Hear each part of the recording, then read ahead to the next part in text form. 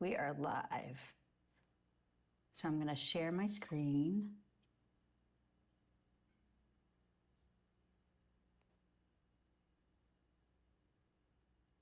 So I want to welcome everyone to the Educator Preparation Subcommittee meeting. Unfortunately, our co-chairs are not able to attend at this time. I am going to go through the suggestions. So we asked for feedback from the field, and there was some feedback from actually PEPSC leadership when they reviewed this with DPI staff around the recommendations, just to be more clear around the language and more specific about possibly what licenses were being included with 2A and B.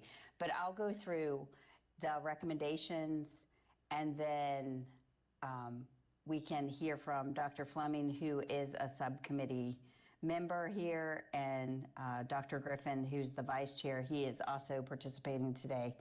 And then it's been agreed upon by PEPSC membership who are here today to then send these recommendations out to the rest of the subcommittee, because this has already been blessed by the co-chairs, to make sure that the rest of the subcommittee has a chance to look at this and be able to weigh in on these red-lined edits.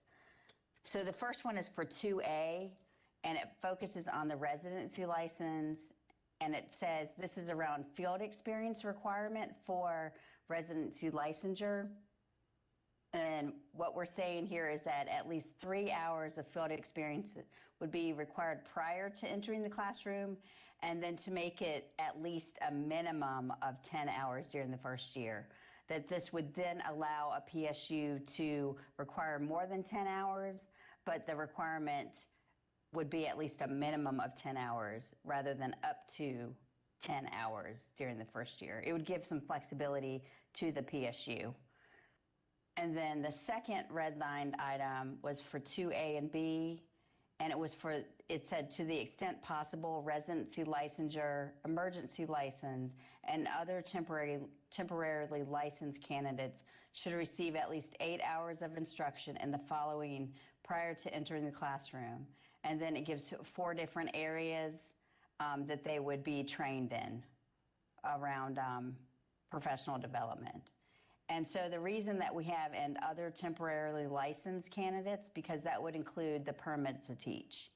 So this would provide that kind of professional development to any of the other types of temporarily licensed candidates. So right now that would include permit to teach. And then if there happens to be another license that has been created, that would also include any of the future licenses. So those are the 2 redlined changes.